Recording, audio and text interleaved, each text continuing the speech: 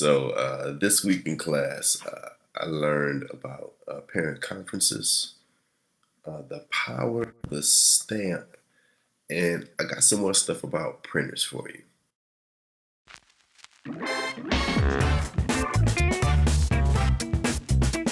All right, so as we kind of continue on this journey, this is week 8, I believe, for me. Um, kind of getting my bearings, learning a few more things. I actually had my first parent conference, right? And I was like, oh man, I really don't feel prepared for this, because it's just something I never done. So I almost didn't have an opinion either way. And I knew I was coming into a situation where um, I, I knew the parents had some concerns about this child and this child's interaction with another child. And you send home progress reports. And so, in elementary school, definitely like K through um, maybe up to 2. It may vary some once you get to different grades, but the progress report or the testing, what it does is it tests you on the whole of that grade level's knowledge, right? So you take a test. The initial test you take in second grade is, what do you know about the things that are taught in second grade? Well, it's the beginning of the year. So for a lot of kids, not a whole lot.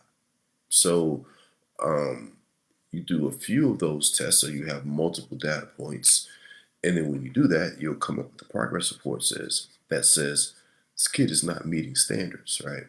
And for people who actually care about their kids' education and don't understand that, they're like, hey, what's going on? Right? So that's one thing. So you send home that progress report, and then the parent has their own kind of concerns. So it's like, I don't feel prepared for this, but I was like, well, I got to do it because they really want it, and I don't want to delay it. What you normally see is parent conferences are done because school starts in August for your kids who may have an emergent issue. You may do it sometime in September, but you're really doing a lot of them in October, right? So um, last week, did the conference, and one thing I forgot is I do know how to talk with people. I do know how to put people at ease and just really just kind of connect with people and communicate with them. You know what I mean? Look them in their eyes and make them feel that they're being paid attention to. Not that I'm not paying attention to, but I'm intentional about that. So, partly my makeup, partly other training that I've had. So, um, just out the gate, just meeting with them and walking them from the office to my classroom, we got to talk before there was even, sir, whenever you see I'm doing something, you don't ask me any questions. All right. You just do what you need to do or you wait. Same thing I tell my students. If I am doing something, you just have to wait. You sit down, you wait. No, you don't ask me any questions. You sit down and wait, and then we'll work later. Don't go in the kitchen. Just sit down and wait. You'll be all right. You throw a tantrum, that is the best way to not get what you want at all. Sit down and give me 5 minutes. Thank you. All right. So that'll be edited out too, or maybe not. We'll think about it. So, um, so on the way from the office to the classroom, we got to talk. Oh, you went to this school. Oh, we went to the same school. Oh, wow. Blah blah blah blah blah. So we've already kind of established some rapport. Um, and it depends on what the parent wants, right? Kind of how they feel. In my case, in the case of this particular conference, I kind of laid out what I laid out to you about testing and what the progress report really means, and what I see in your child already, right? So they're like, oh, okay, I didn't understand that because I had some issues with that. And okay, that's clarification. That makes me feel better. Had copies of um, just some data points and some reports so that they could, see those, and then I could use those to point out, hey, this is what your child is doing well. This, if you look at the test, it's telling you that your child is middle second grade here, which is great because we're at the beginning of the year. This part says that the child is approaching second grade. Well, that makes sense because they just got here.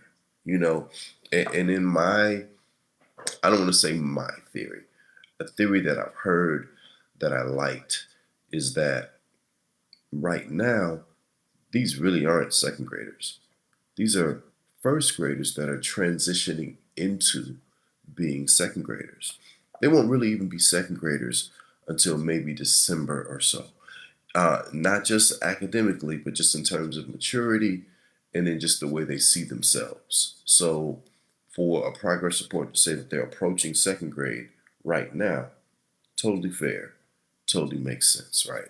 So, um, the other thing about having a parent conference, and I'm riding the wave, with this at right now, but I think over time I'll get better at it and understanding how to pull certain information. They gave me information about their child and the child that they were having that their child was having problems with. They actually had um, uh, a friendship in the year before, and now the child that they're having a problem with is pushing him away, and that is stressful for them because this child is like, "What happened? We were friends last year," and I was like, "Well, that tells me a world of information, and it also gives me something to work on with that other child." And the next day, I went to say, "Hey, you guys were friends. Did something happen?" No, yes, blah, blah. Okay, so now that gives me something to kind of work on, and maybe I can build that bridge back. And then that makes the child who's kind of having some challenges maybe not feel so alone and be willing to be a part of the community because there's a friend there and they don't want to hurt their friend, right? So that's just something for me to think about um, in my line of questioning and digging to not just give them a lot of the data points and this, that, and the other, but use that to, because parent conferences, normally the parent is coming to ask you what's going on with my child in your class. Well, I think that's also an opportunity for me to ask the parent, tell me more about your child. You know, um, what don't I know? And that might be the question, right? What don't I know about your child that would help me make them grow better in my classroom?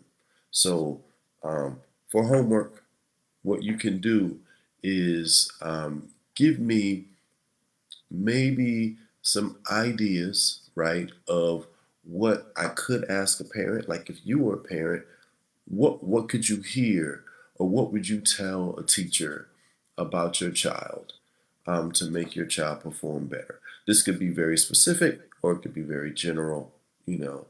And then also you could share with me what are some of the better parent conferences you've had, and what are some of the worst parent conferences you've had, or even stories that you've had. I love to hear those. So you can put that in the comments, right? Next, um, this is not necessarily education related, but I'm trying.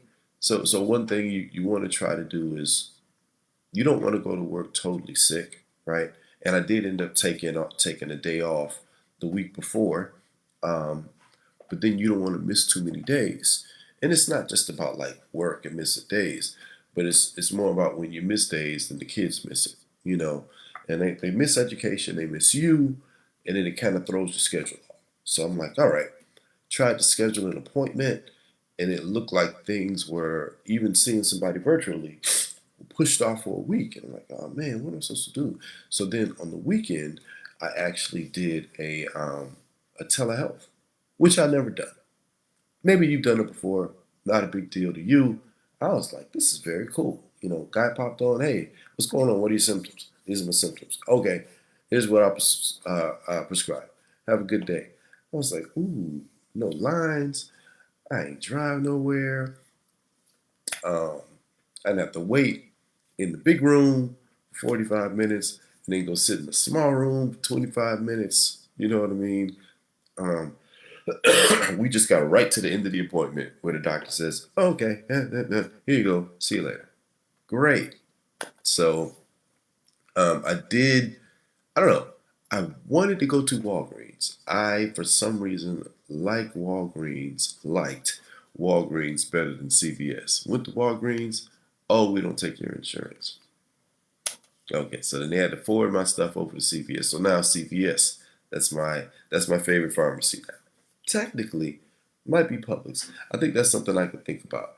I always do Walgreens or CVS, but I like Publix and I go to Publix. So maybe I should send my stuff to Publix and think about that. Um, okay, so coming around the corner here, wrapping this up. Let me give you some more printer stuff. I know I talk about the printer a whole lot. May seem unwarranted, but it's working out. So, and whenever things come up, I'll let you know.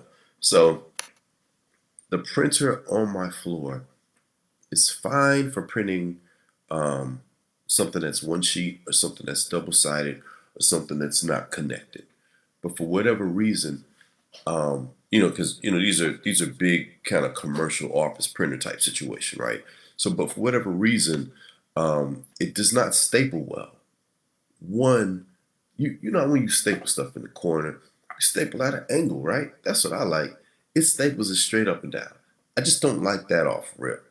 But that's a preference thing. That's not a big deal. But for some reason, it always misses the first page. So then I got to go back and restaple. Like if I have something that's maybe 3 or 4 pages, it'll staple 2, 3, and 4, but it doesn't staple number 1. So I got to go back and staple everything. So what I've been doing is if I know I got a job that needs staples, I take it upstairs to fifth grade and I staple my stuff all up there. Whatever, right? The other thing, I'm like, okay. So if I got a big print job, the bathroom's around the corner. So this is, remember I talked about last week that whole economy of time thing? If I got a big print job and I know it's going to take, 4 or 5 minutes for it to print, throw my stuff on the printer, go to the bathroom, I come back, it's still printing. So I've not interrupted any. Oh, that's not a toy, sir. That's not a toy. Yeah, you can't sit on that. Put that. That's a keyboard stand. So if you sit on it and break it, then she won't be able to use it. You have toys, play with your toys. Don't play with things that aren't toys. Um, that's just a lesson all boys and all men seem to always have to learn for some reason. Don't play with things that aren't toys. But um, that's a great way for me to kind of use that time as opposed to just standing there at the printer, right? And then lastly, this may seem obvious, but always bring more paper than you think you need. Yeah, it's nothing worse than going to do a print job and you bring paper and it has to stop because you ran out of paper, So and since I leave paper anyway, it's all good, So I just bring a whole lot more paper than I need, except when it's colored paper. Colored paper, I need it all back. Why? Because I don't even know if you need green paper. So I'm not going to leave green or pink paper in the printer, right? So in that case, I do bring more than I need, but I take it all. I don't leave any of it. All right. Um, Last thing. So I got my class economy up and going. Like I said, my class is hero themed. So I got Avengers money printed up. So that's what I pass out to the kids. I call it Heroes Reward. And then the other thing that I do is when I pass out the money, I put on a symphonic, orchestral arrangement of the Avengers theme because I'm trying to connect all that in their brains, and they do that anyway. Somebody actually accidentally bumped my keyboard, and my routine slide changed, and the last slide of the day was on, and it was early, and somebody's like, "Oh, it's time to go." No, it's not. But they're programmed when they see certain things, then it's time to do X, Y, and Z, which is probably something else that I can leverage more. So instead of me having to say things all the time or move them along, have certain visual and audio cues that let them know that it's time for X, Y, and Z. And when you connect those, you put the visual cue, you fire up the audio cue, and then the kid just moves because that's what they're accustomed to. I think that's wise. So, but the other thing with that, um, so I have the classroom belonged to somebody else before I got there, right? And she left a lot of stuff because I don't think she's in a teacher role anymore. So she doesn't need teacher stuff. So she left a lot of things in the classroom. And one thing she had, so everybody has a stamp. You've seen a stamp, right? It'll only be one thing. She has this whole collection of, I want to say, 20 maybe different stamps.